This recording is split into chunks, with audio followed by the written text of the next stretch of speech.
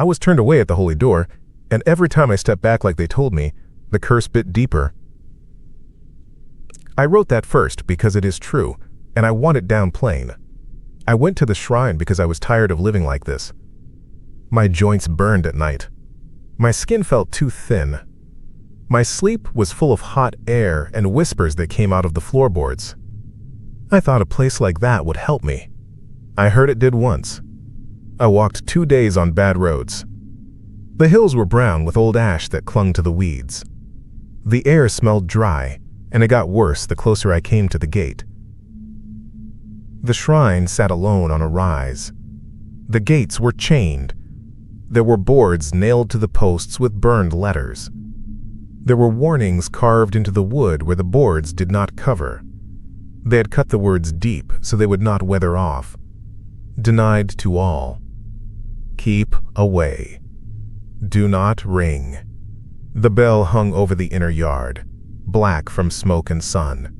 The rope hung down into the entry. That was the first thing I looked at, I think, because of how the fibers twitched in the wind. Later I saw it even when the air was still. There was a man at the gate. He had the face of someone who had stood in his place for years. He held a pole with a hook, not a spear. He looked me over before I spoke.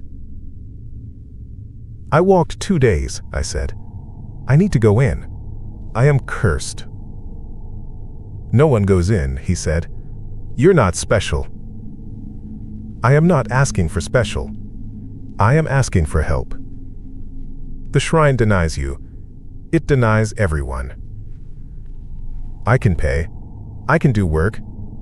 Let me touch the threshold. He shook his head slow. He did not look angry. He looked like he had told too many people the same thing. He pointed at the carved words with the hook. Read. Do not ring, he said. Do not touch the rope. Do not knock. Stay off the step. Sleep in the alcove if you have to. There is water in the trough. What if I pray on the step? I asked. Then you will be dragged off it by me, he said. Do not ring. Do you hear? The bell stays quiet. That's important. My knees hurt. I could feel the heat in them like they were full of coals. Who are you to say this? I came far. The one who keeps you alive if you listen, he said. I'm the caretaker. That's all you get. So I sat in the alcove by the gate, off to the side. I put my pack down and drank his water and kept my eyes down. The chain across the gate was thick. The locks were old iron. The boards were layered, some fresh, some cracked. It was a fence built up out of refusals. I stared at those carved warnings until I could see them even when I closed my eyes. The smell in the air was odd, like a stove left on with nothing on it, like singed feathers. I have smelled dead birds before. This was not that. This was the smell right before feathers catch.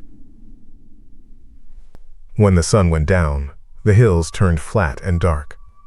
The caretaker lit a lamp and set it in a niche inside, past the chain. He sat with his back to the door and ate whatever he had, and he didn't offer me any. I didn't ask. I chewed my last piece of bread and listened. Late, when the frog stopped, I heard it. A knock from the inside. Light, once, and then a scratch like something feeling out the grain of the wood. The chain moved a little.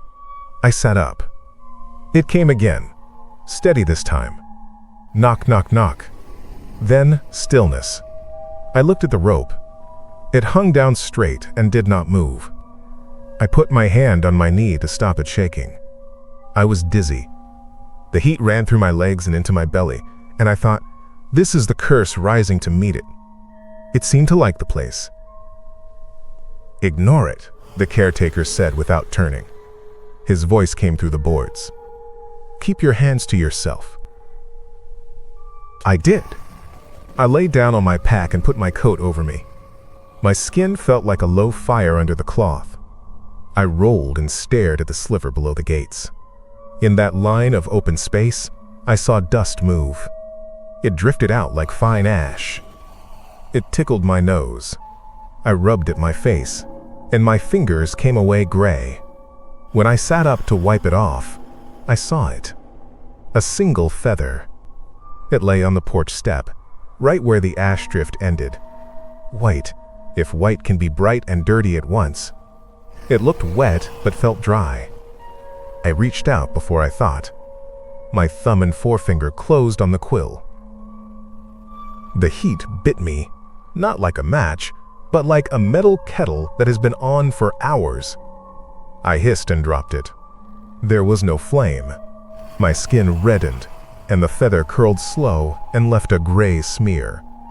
The smell of scorched feathers made my mouth taste like pennies. "Don't pick up gifts," the caretaker said. "They are not for you." I sucked my fingers and lay awake. The knocking started again. It grew softer toward dawn, like it moved away. In the morning, I went to the side path and walked the wall. The boards continued. There were no gaps to see through. The path went down and up around the back, where the scrub was thicker, but the fence went on. There were more carved words. Keep out. Denied. Do not ring the bell. The rope was drawn up there, high, so you could see it through the slats. It twitched when there was a breeze. When there wasn't, it still looked like it wanted to shiver, but the caretaker said nothing to me like that, because objects do what they do, and I will not put a thought in a rope. There was a side altar under a lean-to near one corner. A slab, rough, with old soot on it. People had left things there, or they had long ago. Bits of ribbon knotted to nails. A coin black with age stuck hard to the wax. A clay bowl with salt turned gray. I put a clean coin down. I put a little salt from my pouch in the bowl, and I hung one thread from my coat hem on a nail, because I did not have better. I said, out loud, I came for help. I will leave clean, if I can. If not, I will still leave. That was obedience, I told myself. That would mean the curse would quiet a little. Far from it. I felt lightheaded and hot. I had to lean on the wall and keep walking until my head cleared. When I came back around to the front, my coin was gone. The salt was spilled in a line away from the bowl, like someone pushed a finger through it. I looked at the caretaker. He raised his eyebrows and looked down at my empty spot and did not speak. There were faint prints in the ash that had drifted there in the night. They were not like shoe prints. They were long and thin and looked like fingers where toes should be, and they went from the lean-to the gate and then stopped like someone had stood there and waited. That afternoon, I tried prayer again. I sat on the lower step, not past the line where the gray started, and I put my forehead on my knees until my skin stuck. I told whatever listened that I had tried to live quiet, that I had not stolen, not on purpose. I told it about the heat in my bones, the times I woke up with blisters on my palms like I had been holding something too long in a dream. I promised to do chores. I promised not to ring.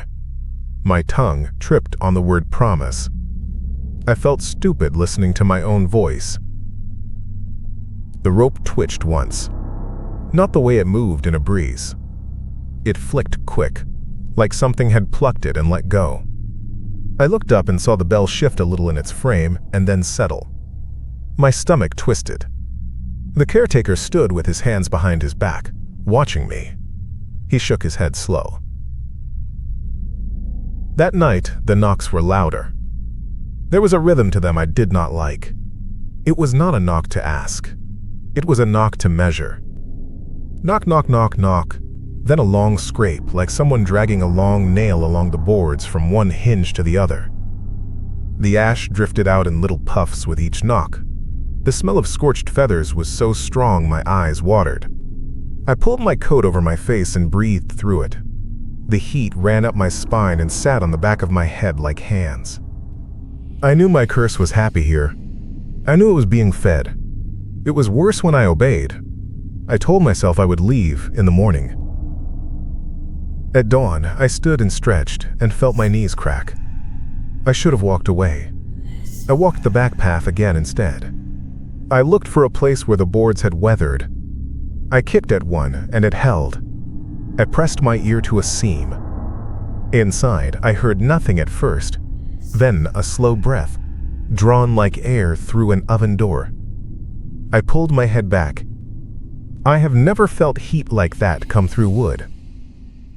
I circled until I found a part where the paper door inside sat close to the outer slats. There was a seam like old paper has, where a hand has gone across it many times. I peered through a knothole. The light in there was thick, orange around the edges. Where dust hung, I saw an outline against the shoji paper, clear as a shadow. Shoulders, a head, too tall. The top of it bent where it touched the beam. The arms were wrong. They had an extra bend where the elbow should not be. It stood still. My neck prickled. I held my breath and waited for it to move. It did not. The paper darkened where it stood like it was wet from steam. When I pulled back, the back of my head felt cooked. The hair smelled like I had singed it lighting a stove. I rubbed the spot and ash came off my scalp. I swallowed hard. I told myself I was only looking. That was not entry. The caretaker met me on the front path when I came around. He stood there and blocked the step with his legs. He did not have the pole. He had his hands open. "How long have you kept people away?" I asked. My voice sounded wrong in my own throat. "Long enough to be sick of the sound of it," he said. "What is it?" I asked. "Not for you," he said. "No one goes in." "You said I'd stay alive if I listened. I'm listening." He stood there a while and looked left and right, and he scratched his cheek with his thumb like it hurt to say anything. Then he looked me in the eyes and spoke low. "Do you know why the boards say the shrine denies everyone? It is not pride. It is not to keep you out because you are bad. It is closed to all because it keeps in what is worse." "A demon," I said. The word felt silly in my mouth, like a story word. He shook his head. "A thing that came down bad. Not fallen like a man falls. Twisted. It doesn't know you.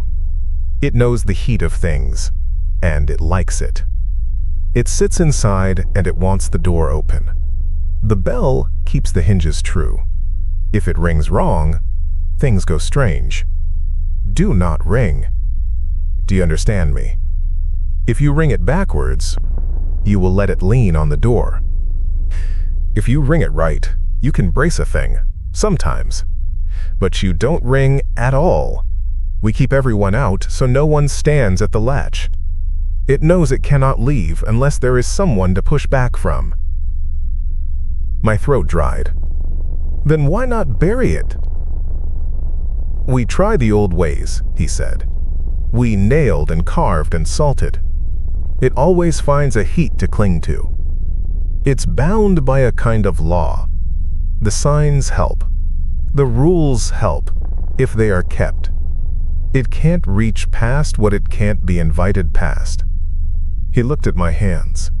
"You carry something that reads as the right kind of wrong to it. It sniffs you. Your curse is a key. Don't put your shape against the fit." He stepped closer and lowered his voice more. "Do you feel worse when you do what I ask? Tell the truth." "Yes," I said. The admission came out of me like a cough. "It burns me for minding." "It is not punishment. It is it leaning. It uses your obedience as a surface. Go away. It will peak and drop when you leave. Stay 3 nights, and it'll be speaking under your skin. Do you understand me?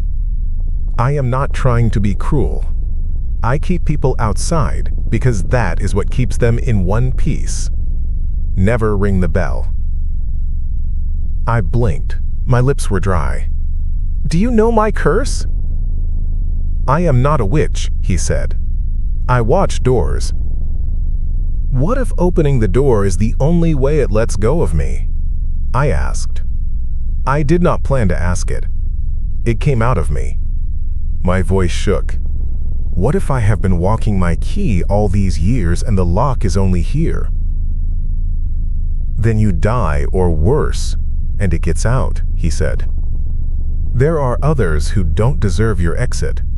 If it takes you, it is satisfied for an hour and then it comes back stronger.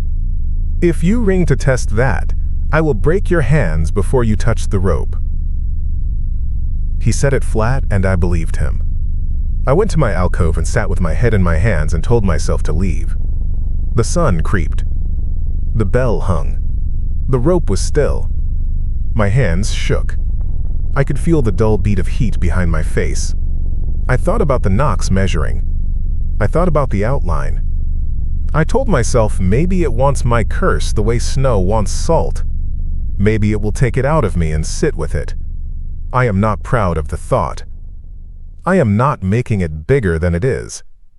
I wanted my pain gone, and I had a stupid idea, and the idea had hooks. Then the storm came. It was one of those fast ones. The sky went gray all at once, and the wind went straight to hard. The rain hit in a sheet. The air turned cold on the skin and hot under it, for me. The caretaker went to the chain and bound something extra from inside. I don't know what. He spoke under his breath. He did not look back at me. That breath. The bell swung a little with the gusts. That was normal. Then it did something I will not explain right because I do not know how to say it. It sounded wrong. Not just a bad tone. It told like the beat was inside out. The clapper hit on the lift instead of the drop. It rang before it moved. I felt it in my teeth. It made the hair on my arms stand. The rope jerked. It pulled up once, and the sound it made when the bell answered was backward again. The boards in the gate creaked. The chained gate leaned. The caretaker shouted and pushed with his whole back. "Get away from the door," he said. "Stay down." I stood up like a fool. The ash under the gate blew out in a puff with the wind. The smell of scorched feathers came in strong with the rain. It was a hot smell in cold, wet air. The knocks from inside came, not measuring, demanding. The wood thudded. The chain bounced and sang. "Stop it!" the caretaker yelled at the storm, not at me. He jammed a wedge into the seam, and the wedge burned his hand. He hissed and put the hand under his arm, and his skin had a blister rising already. The little slot door at chest height, the kind they use to exchange notes or light, flipped open. A hand came out. It was white in the way of bone. Too many knuckles. It was not bleeding or bleeding out fire. It was dry. The rain hit it and turned into steam where it touched. It opened and closed like it was learning what a hand did. I stood where I was because my legs would not move. The heat ran down my thighs. I smelled my own singed hair. The fingers tapped the outside of the door, testing the thicker air. The nails clicked on the wet wood. "Back away," the caretaker said through his teeth. He pushed against the door. His boots slid. He stared at the hand like looking away would make it come for me.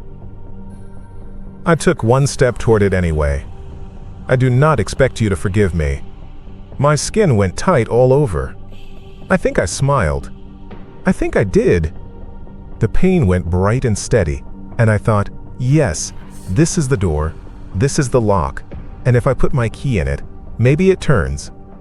My boot hit the ash line, and I felt hot like a dog under a stove. I said, "If I come, will you take it?" The voice answered, not through the slot, but around my head, like my skull was the bell. It was not words at first. It hurt to hear.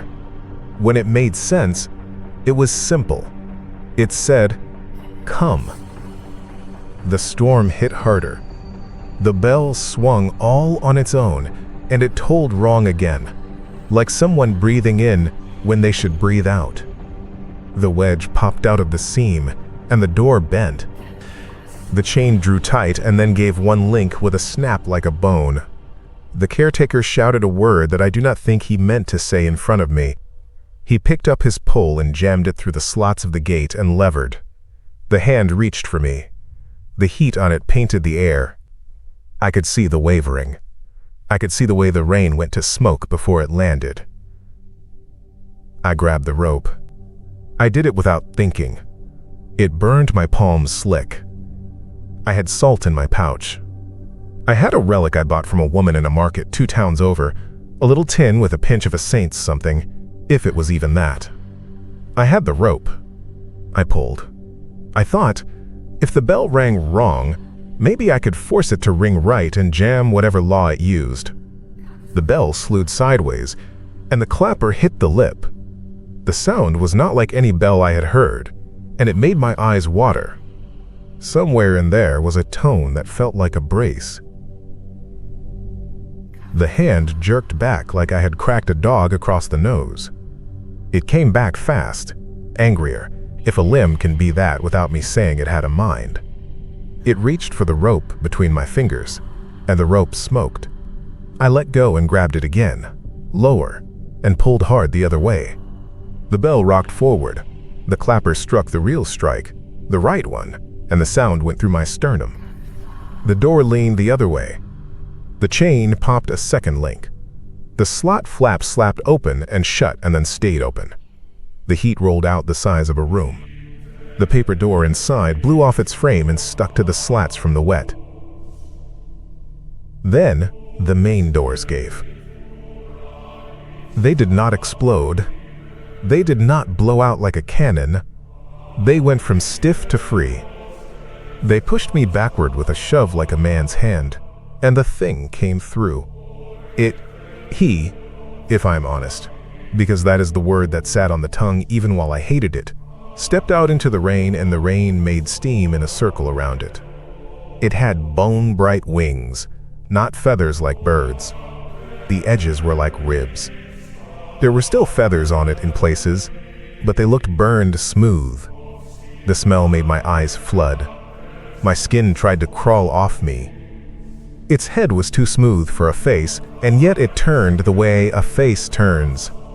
The voice slid into me again and said, "Come," but the word dragged like it had thorns. My knees went down on their own. The caretaker hit it with the pole, just a little, on the arm. The wood blackened and the hook bent. It turned toward him, and the heat of its look blistered his lips. He screamed and did not let go of the pole. It lifted one wing, and the edge caught him across the shoulder and chest like a blade. It did not gore him open. It cut him where cloth and skin meet, a long silver mark, and threw him into the shrine yard wall. He slid down and swore and crawled sideways so it would not step on him. He was alive. He was tough.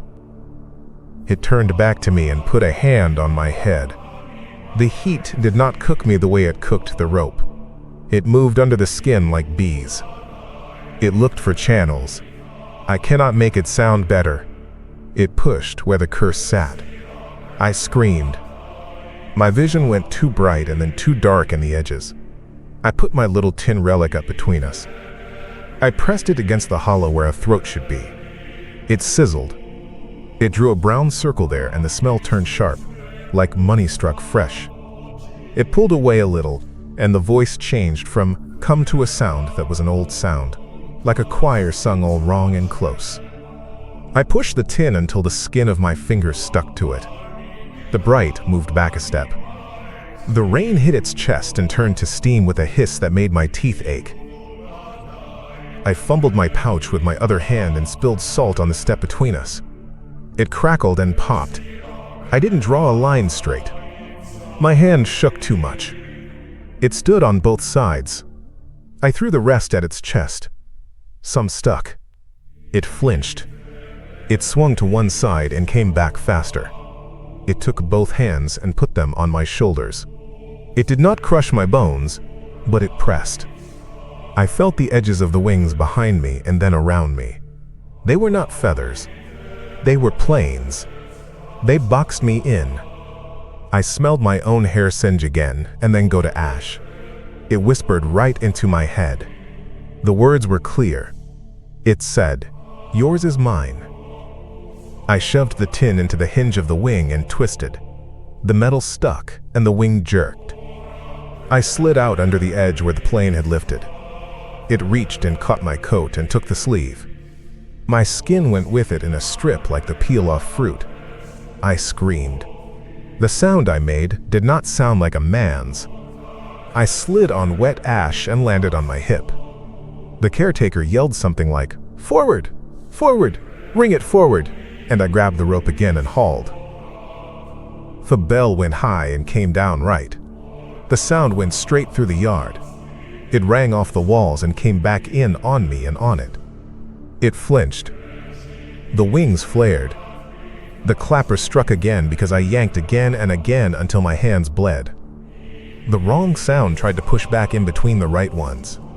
It made me gag. I staggered to the gate and grabbed the chain with my burned hand and wrapped it once around the post and pulled. The thing came 3 steps from me. It did not run. It did not need to. The heat leaned the same way it had through the wood. The air shivered. I tossed what salt was left in a wide fan. It did small good. The caretaker crawled to the other end of the chain and pulled there too. He got his shoulder under the crossbar and shoved and cried out and shoved again. The bell tolled right once, twice, thrice, and on the third the door moved the inch we needed. We dragged the chain. I heard the hook pop back into the latch hole. The thing hit the threshold like a mule hits a fence, and I felt all the boards in the gate hum against my spine. "Hold," the caretaker said. He spat blood. He laughed once, a wrong laugh, and then he stopped laughing. "Keep ringing," he said. "Forward, you idiot. Forward." I kept ringing, or tried. My hands were slick and the rope had burned into the soft part already. I dug my forearms in and used my weight. The bell swung and the clapper climbed and fell true. The wrong answering tone got thin. The light from inside the shrine dimmed from bright to less. The steam around it went from white to nothing. It stood with its hand out through the gap, fingers fanned, and then, slow, it drew the hand back. The slot shut. The main doors eased an inch.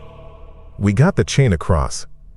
I slid the last pin through the link and dropped the hasp. The caretaker fell on his back and breathed hard. He held his shoulder where the long cut bled in a line that looked clean and bad at once. He did not look at me. He looked at the bell. "Don't stop," he said through his teeth. "At least one more set. Ring it right. Give the hinge a memory." I pulled. The bell tolled right again and again. The rope left little black strings on my skin. The storm let up a hair. The rain turned from sheet to drops. The sky edged from black to a lighter black. I pulled until my arms shook and then shook more. The sound got in my head and shook there too. When I let go, it did not stop. That's the lie I want to tell, that it kept going because of wind or because my hands were shaking so bad I didn't know what I felt. But the air was heavy, and still then, right after the slam, there was no wind. The bell kept swinging, slow, like it was counting. It tolled right, and then once, when my eyes closed and opened again, it told wrong, and then right again. It did that until the rain stopped. It did that when the sun cut the clouds and the ash on the porch dried in a skin. It kept swinging without wind, like it had its own little weather up there. But I am not giving it a will. I am telling you the fact as I saw it. You can put what you want in the empty spaces. We sealed what we could. We put wedges back. We tied a second chain. We piled what rocks we could lift. The caretaker let me tie his arm up with the rope I had left, the burned part braided into a knot over the wound. He looked gray. He said, "You shouldn't have come." "I know," I said. "I'm sorry." "It enjoyed you," he said. "It will want you again." "I know," I said. I could feel it like a throb. My curse had gone quiet in a way that was not better. It felt like an animal that has been fed and is waiting, full, for the next clatter of dishes.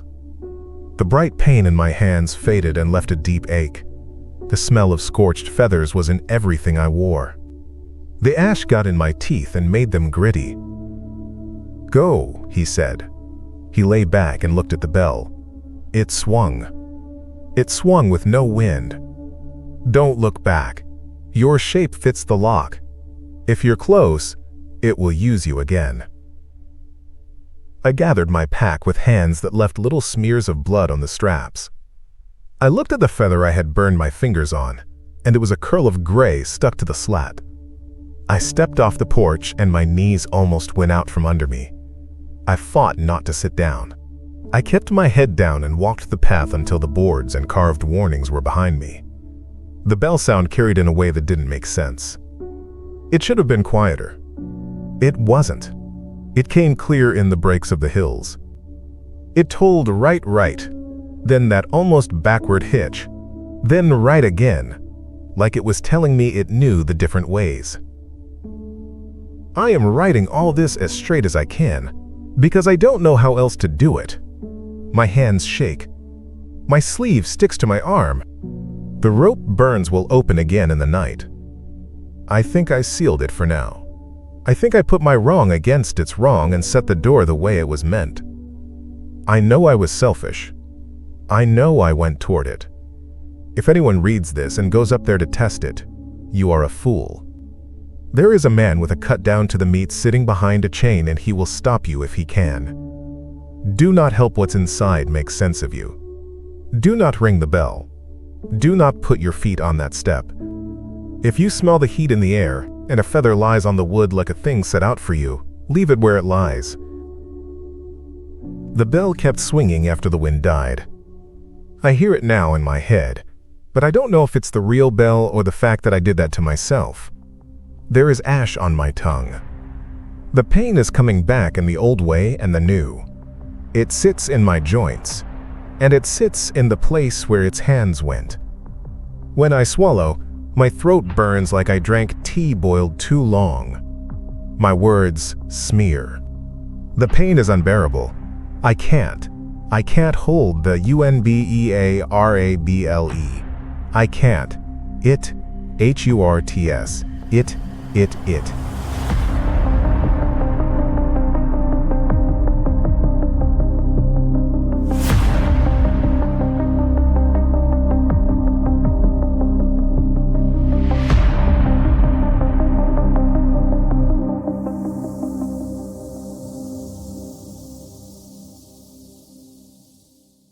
I hope you liked this one, and if you did, prove it. Hit that like button, subscribe, and make sure you come back for more. It takes a second, and it really keeps this channel breathing. There's another story waiting. You should probably watch it before the lights flicker again. See you in the next one.